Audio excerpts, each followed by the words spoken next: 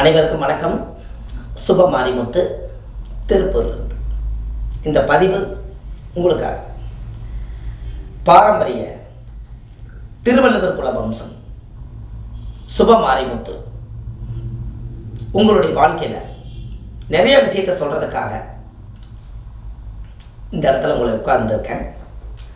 இப்போ பாருங்கள், உங்களுக்கு ஒரு கல்யாணம் திருமணம் ரொம்ப தடையாக இருக்குது. அந்த தடையினால் எனக்கு எல்லா கோவிலுக்கு நான் போயிட்டு வந்துட்டேங்க. நானும் எனக்கு தெரிஞ்ச அளவுக்கு நான் பூஜை பண்ணிட்டேன்.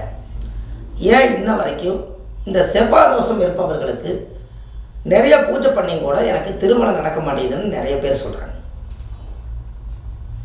யார் சொல்கிறாங்க? திருமணம் ஆகாதவங்க நம்மக்கிட்ட கூப்பிட்டு சொல்கிறாங்க. அப்போ அதுக்கு ஏதாவது நம்ம ஒரு பரிகாரம் செய்யணும் அல்லவா? பரிகாரத்தை அதிகாரமாக செய், பலனை அனுபவி அப்படின்னு அந்த காலத்திலேயே முன்னோர்கள் இதை அழகாக சொல்லி வச்சிருக்காங்க. அப்போ உங்களுடைய ஜாதகத்தில் செவ்வாய்னா யாரு? முருகர். சரி, செவ்வாயுடைய நிறம் என்ன? இரத்த கலர், சிவப்பு. இப்போ உங்களுக்கு கல்யாணம் நடக்கணும்னு சொன்னால் இந்த செவ்வாய் ஏதோ ஒரு போன பிறவியில், இந்த செவ்வாய் பகவான்கிறது யாரு? இரத்த சம்மந்த உறவுகள். நாம் இந்த அண்ணன் தம்பிகளுக்கு அக்கா தங்கச்சிகளுக்கெல்லாம் ஒரு காலத்தில் சீர் செய்யலினா நம்மளுக்கு இந்த தீட்டு, அக்கா தங்கச்சிகளோட தாய் மாமனுக்கெல்லாம் நீங்கள் சீர் செய்யலினா தாய் மாமனை பிறந்து வேஸ்ட்டு, இப்படியெல்லாம் அந்த காலத்தில் முன்னோர்கள் சொல்லுவாங்க. அப்போ இந்த முன்னோர்கள் இதெல்லாம் சொல்கிறது எல்லாமே அந்த காலத்தில் இதெல்லாம் செய்யாதனால இந்த ஜென்மத்தில் அதே செவ்வாய் சகோதர சகோதரியாக இருக்கிறனால கூட பிறந்தவர்களுக்கு நம்ம சிறப்பாக செய்யலினால் அந்த செவ்வாயே தோஷமாயிருது. அதனால் காலப்போக்கில் செவ்வாய் தோஷம். உங்களுக்கு ஒன்று தெரியுமா?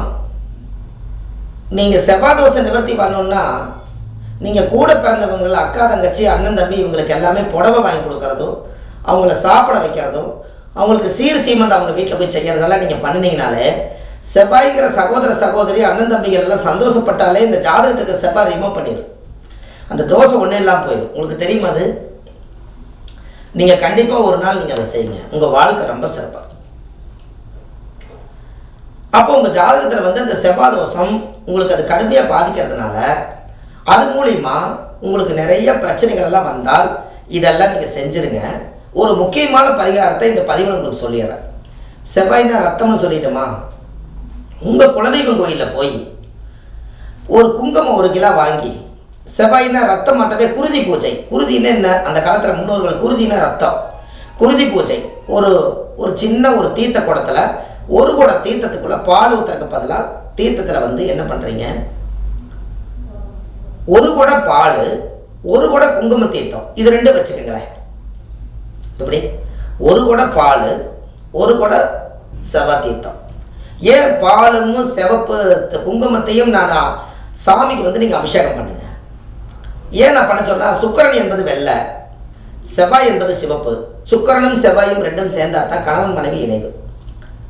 இது 2ம் அமாவாசையோ அல்லது பௌர்ணமிக்கோ உங்கள் குலதெய்வம் கோயிலில் போய் சாமிக்கு தேங்காய் பழம், பூமாலை, கல்கண்டு வாங்கி அர்ச்சனை பண்ணி, சாமிக்கு செவ்வரளி மாலையும் மல்லிகைப்பூ மாலையும், இந்த 2 மாலையும் சாமிக்கு சாத்தி, அதுக்கு ஒரு வஸ்திர தானம் சிவப்பு வெள்ளை 2ம் கலந்த மாதிரி எடுத்து, இந்த சாமிக்கு முதல் அலங்காரம் செய்யறதுக்கு முன்னாடி முதல் இந்த சாமிக்கு செவ்வாயும் சுக்கிரனை முதல்ல சிவப்பை ஊற்ற சொல்லி, அதுக்கப்புறம் பாலை ஊற்ற சொல்லி, தேங்காவை உடைச்சி வச்சு சாமி கும்பிட்டு உங்கள் ஜாதகத்தை சாமி பாதத்தில் வச்சு உங்கள் குலதெய்வம் கோயிலில் போய் மனசார எனக்கு திருமணம் நடக்கணும்.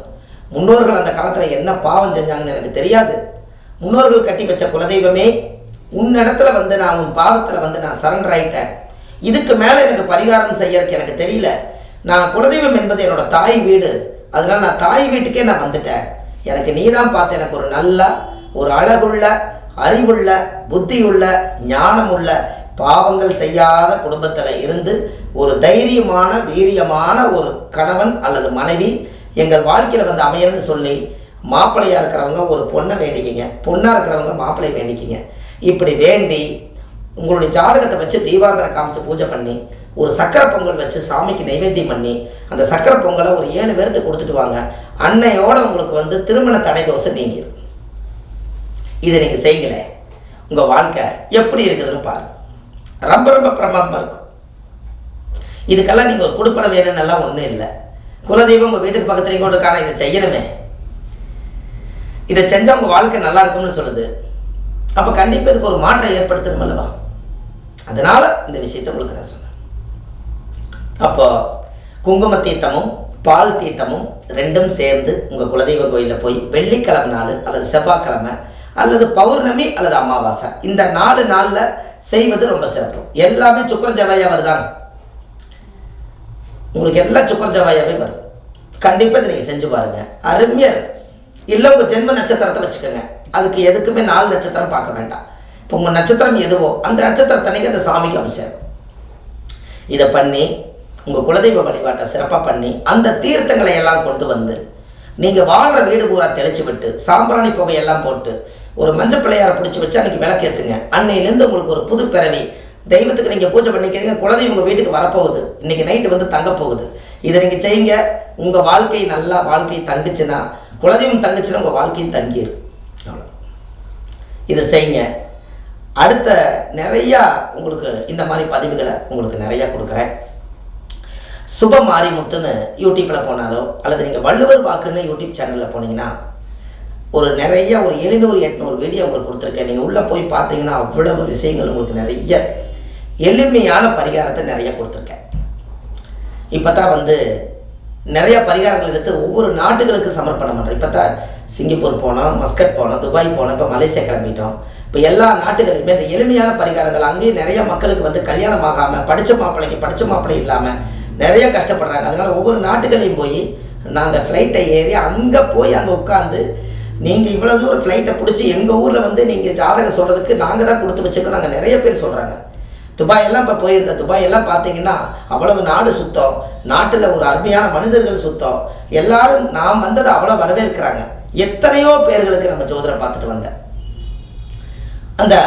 அது காரணம் ஒவ்வொரு நாட்டுகளையும் நம்மளோட பதிவுகள் இருக்கணுங்கிறதுக்காக ரிஸ்க் எடுத்து அந்த வேலையை செஞ்சோம்.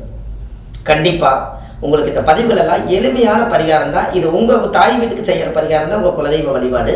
கண்டிப்பாக செஞ்சுட்டு வாங்க. அடுத்த பதிவில் உங்களை சந்திக்கிறேன். ஆன்லைன்லேயே நம்ம ஜாதகம் பார்க்குறோம். உங்கள் date of birth, time, place கொடுங்க, ஜாதகத்தை கணிச்சு உங்களுக்கு ஒரு வாழ்க்கையில் உங்களுக்கு ஒரு திருப்பு முனை ஏற்படுத்தி கொடுக்குறேன். கண்டிப்பாக அடுத்த பதிவில் சந்திக்கிறேன். நன்றி, வணக்கம்.